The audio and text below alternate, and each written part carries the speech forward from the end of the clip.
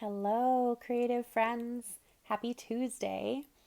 This is a new series on my channel I am starting this week, and it is all about tips, tricks, tutorials, just general creative work advice.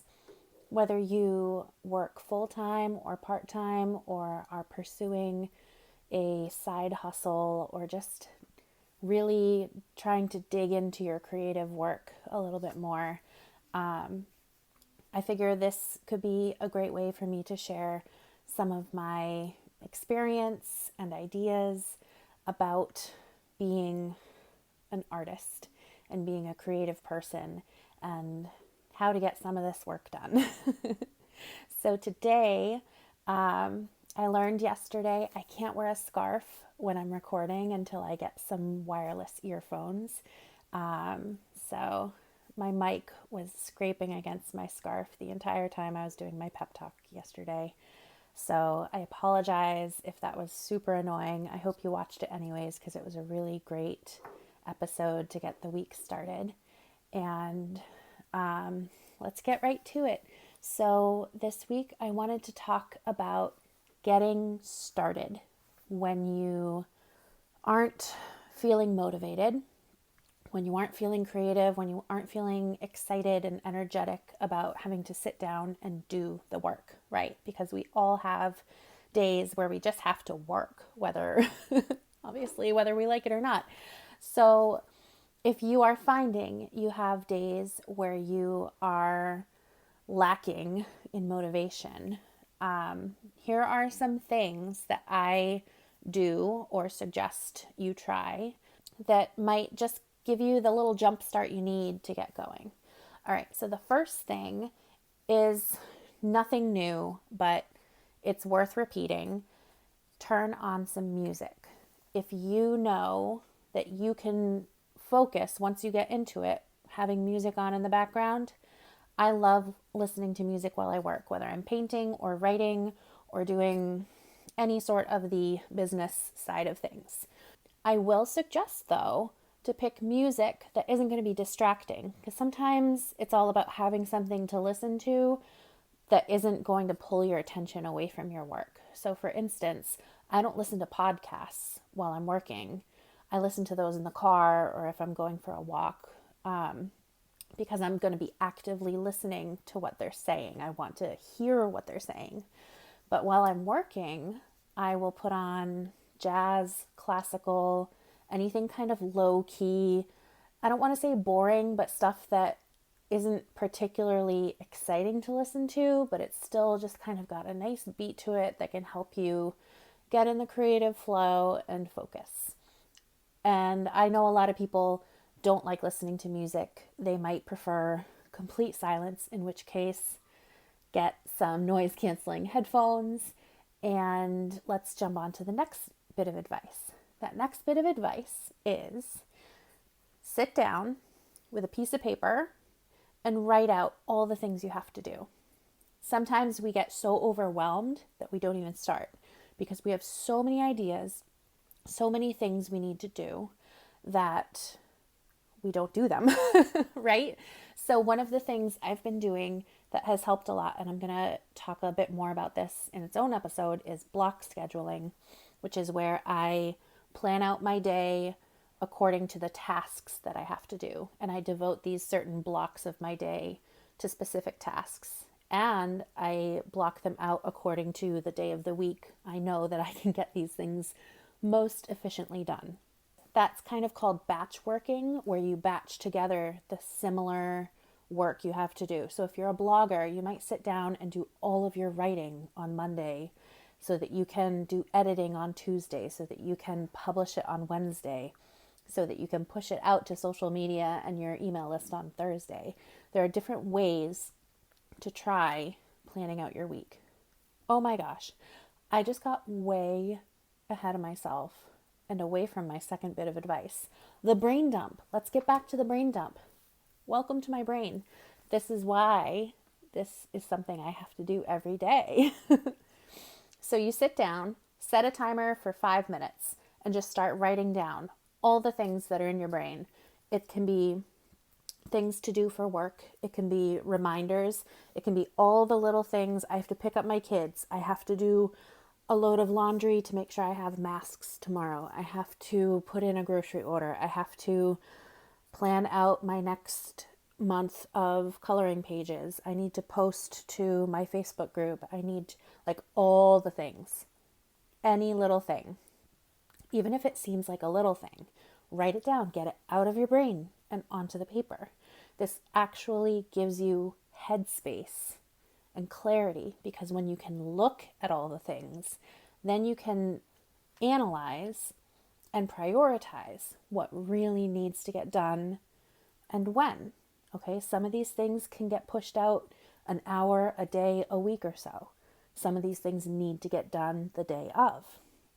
So pick out, I would say, 3 priorities that you have to get done that day and do them before you do anything else. Before you do your laundry, before you do your dishes, before you put in the grocery order, say, I'm going to sit down and do this, and then this, and then this.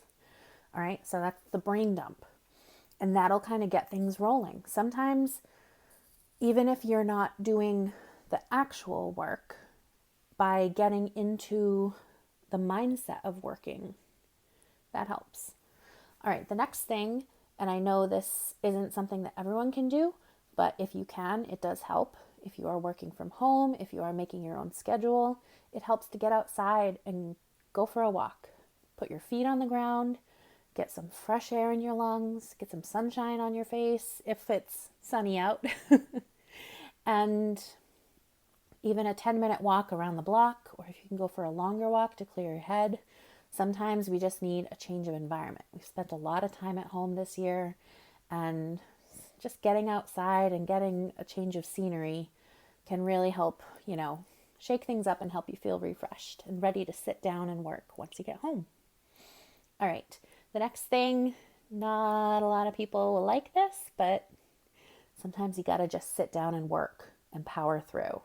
All right, we as creatives want everything that we do to be amazing and perfect and a masterpiece. And guess what? A lot of times that isn't the case. Even the masters have their blah days where they're putting out less than stellar work. And that's okay. No one operates at 100% all the time. Most people don't operate at 100% ever. So by giving yourself a little pep talk and saying, you know what? I know today's going to kind of be a drag and I'm not feeling it so much, but I'm going to get started anyways. If you're a writer, maybe you sit down and you just start typing something random just to put your hands on the keyboard and get that momentum going. All right. When I'm painting, I start with a base coat that literally is just warming up my body to get ready to paint over that. Right? Just like athletes have to warm up and stretch their bodies before they do their sports things. I used to play softball, and you have to warm up your arms and warm up your legs and warm up your brain. You got to get in the mindset of creating. So if you're having trouble getting into that mindset, pick something that can help get you ready physically and mentally. All right, so anything that you can do to take that first step, and then another step and another, that's going to build momentum to get you into your day, to get the work going. And it's not always going to be great. It's not always going to be super inspiring and exciting, but there are days you got to just do the work and you got to figure out a way to get started.